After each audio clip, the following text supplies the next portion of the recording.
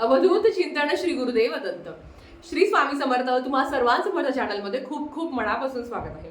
30 April ते 6 मे पर्यंत ह्या 7 दिवसाच्या काळात आपल्याला गुरुचरित्राचं पारायण करायचं आहे. आता ह्या 7 दिवसात म्हणजे हा जो सप्ताहाचा काळ आहे, कारण 6 मे 2024 ला स्वामी समर्थ महाराजांची पुण्यतिथी आहे. तर आता ह्या 7 दिवसात अर्थात गुरुचरित्राचं पारायण करायचंच आहे. कुठल्याही मनात शंका कुशंका, कुठलेही काय म्हणतो ना, कोण काय सांगतं कोण काय सांगतं, तुमचं मन शुद्ध ठेवा. तुम्हाला जेवढे नियम पाळता येईल तेवढे काटेकोरपणे पाळायचा प्रयत्न करा. कधी कधी काय होतं की आपण खूप नियम पाळतो, पण जर आपले आचार विचार वाईट असेल किंवा आपण गुरुचरित्र वाचतानाही मनच लागत नसेल किंवा फक्त वाचायचं म्हणून वाचत असाल तर त्या पारायणाला काहीही अर्थ नाहीये. म्हणून त्याच्यापेक्षा मन शांत ठेवा, जेवढा नियम होईल तेवढं पाळायचा प्रयत्न करा आणि सगळ्यांनी सामूहिकरित्या गुरुचरित्राचं पारायण करण्याचा प्रयत्न करा. मठात, केंद्रात, मंदिरात जाऊन जर तुम्ही पारायण केलं तर याचं तुम्हाला खूप फळ मिळेल. बघा, तुम्ही एखाद्या केंद्रात जाऊन जर तुम्ही पारायण केले आणि बघा घरात एक पारायण केलं तर एकच पारायणाचं फळ तुम्हाला मिळणार आहे. पण जेव्हा तुम्ही सामूहिकरित्या गुरुचरित्राचं पारायण तुम्ही जर मंदिरात जाऊन केलं, मठात जाऊन केलं आणि तिकडे जर 40 लोक बसले असतील तर 40 गुरुचरित्र पारायण केल्याचं फळ तुम्हाला मिळणार आहे. मला सांगा, 40 गुरुचरित्र पारायण करायला आपलं किती वर्ष लागेल? म्हणून सांगते, सामूहिकरित्या पारायण करण्याचा प्रयत्न करा. आता पारायण ज्यांना जमेल ते करतील, अर्थात ते केलंच पाहिजे. ज्यांना नाही शक्य होत त्यांनी काय करावं? सगळ्यात महत्वाचं मासिक धर्मविटा सूतक याच्याबद्दल पण सांगणार आहे. आधी आपण जेव्हा केंद्रात पारायणाला जातो किंवा नाही जरी शक्य तुम्ही घरात जरी केलं तरी 2 सेवा महत्वाच्या केंद्रात रोज केली जाते. एक आहे ती यागाची, जी याग, प्रहर आणि याग. आता यागाबद्दल बोलायचं गेलं तर दररोज एक याग असतो. रुद्र याग असतो, स्वामी याग असतो, चंडी याग असतो, गीताई याग असतो, गणेश याग असतो. हे सगळ्या यागात तुम्ही भाग घेऊ शकता. ही सगळी सेवा तुम्ही तुमच्या काय म्हणतो ना, तुम्ही तुमच्या खात्यात टाकू शकता. आता मला आपल्याला खूप वाटत असं की ताई नाही काही तर आपण चंडी याग तरी करावा, स्वामी याग करावा, रुद्र याग करावं. जे तुम्हाला शक्य होईल तेवढं करावं.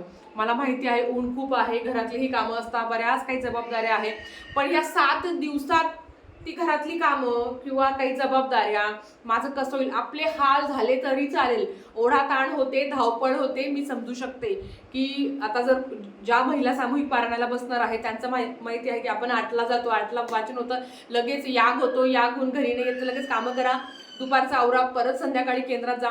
या सगळ्या गोष्टी घडतात, धावपळ होते, मान्य आहे. पण तरी पण ह्या 7 दिवसात माझे हाल झाले तरी जातात. हाल म्हणजे काय? शारीरिक कष्ट होतात, थोडंसं जाणं येणं सगळं समजू शकते, ते झालं तरीच चालेल, पण माझ्याकडनं जास्तीत जास्त स्वामी सेवा घडली पाहिजे, हाच एक हेतू मनात असावा. पुढचे 6 महिने आपली ती सेवा चालेल, त्या सेवेचा बँक बॅलन्स राहील, एवढी सेवा या 7 दिवसात तुम्हाला करायची आहे. म्हणून याग जिथे जिथे होता आहे, जवळपास केंद्र असेल तर आवर्जून जाऊन त्या केंद्रात यागाला तुम्ही बसा. त्याच्याबरोबर तर प्रहर, अतिशय आवडतीची सेवा म्हणजे प्रहर. प्रहर म्हणजे काय की आपण महाराजांचे राखणदार आहोत, राखणदारी करतो आपण आपल्या महाराजांची. बऱ्याच केंद्रात महिला पण सेवा करतात अगदी रात्री. म्हणजे मला खूप अभिमानाने सांगावं वाटतं की मी अशा केंद्रात जाते की माझ्या केंद्रात, म्हणजे माझं जे केंद्र आहे नाशिकचं केंद्र, तर तिथे सगळं महिला मॅनेज करतात.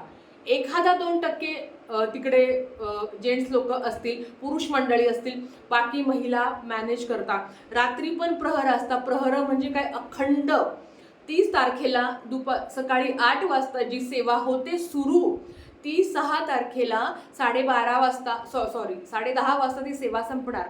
कंटिन्यू स्वामी चरित्र सारामृत कंटिन्यू वाचता, कुठलाही ब्रेक न देता. 1-1 तासाचे ते प्रहर असतात, ते बदलत जातात. म्हणून कंटिन्यू ती सेवा असते. त्याच्याबरोबर नामस्मरण श्री स्वामी समर्थ ह्या मंत्राची लगातार ती सेवा चालू राहते, ज्याला खंडन नाहीये. त्याच्याबरोबर विनावादन लगातार ती सेवा चालू आहे. 30 तारखेपासून ते 6 तारखेपर्यंत ती सेवा चालू असते. रात्री तुम्हाला माहिती आहे, केंद्रात जाणाऱ्या रात्री महाराज तिथे साक्षात हजर असता. मी तुम्हाला सांगते आहे, अंगाला पण काटा येतो आहे.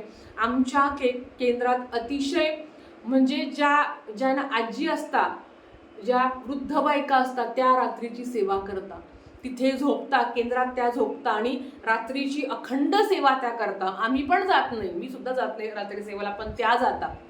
मी तुम्हाला सांगते, पण माझ्याकडनं पण अर्थात बाळ आहे म्हणून जात नाही, पण जो कोणी तिथे प्रहराला भाग घेतो, महाराजांचे प्रहर करतो ना, त्याला अनुभव आल्याशिवाय राहत नाही.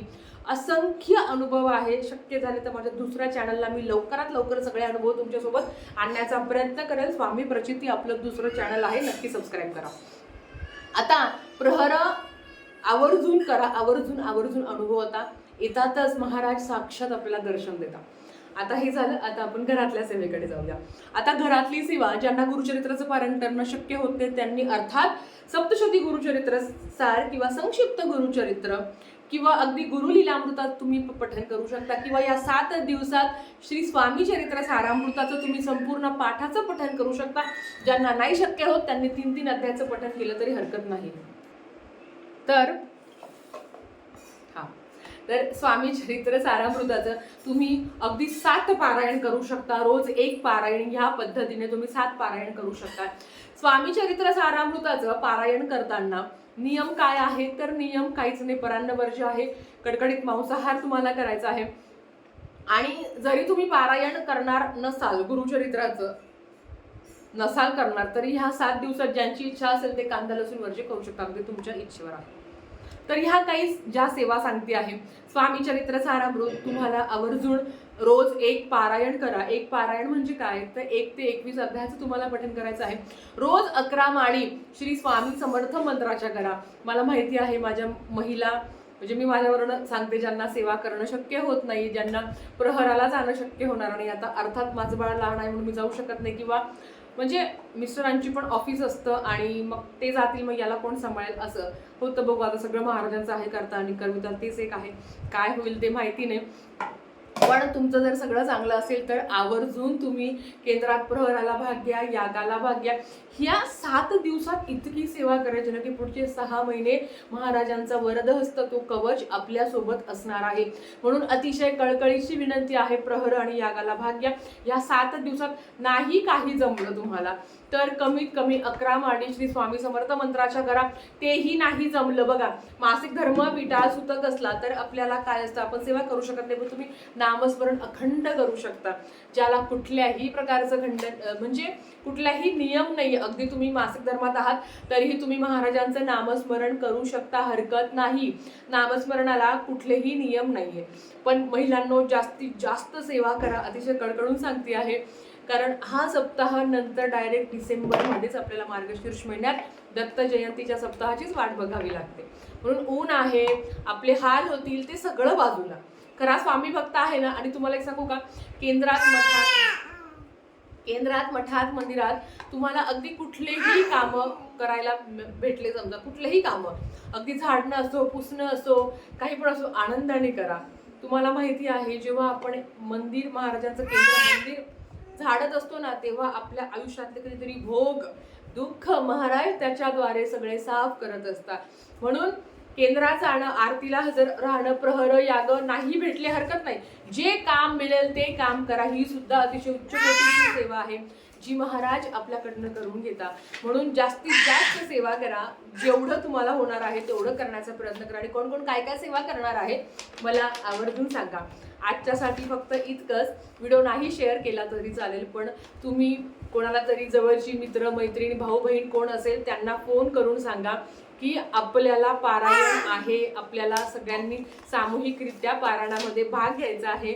आणि नाही पारायण करणं शक्य होत तर जास्तीत जास्त महाराजांची सेवा करायची आहे. जेवढी सेवा करता येईल तेवढी तुम्ही सेवा करू शकता. तर झालेली सेवा महाराजांच्या चरणी मी रुजू करते आणि आजचं व्हिडिओ इथेच थांबवते. सबस्क्राईब करा. भेटूया परत तशाच एका नवीन व्हिडिओ सोबत. श्री स्वामी समर्थ.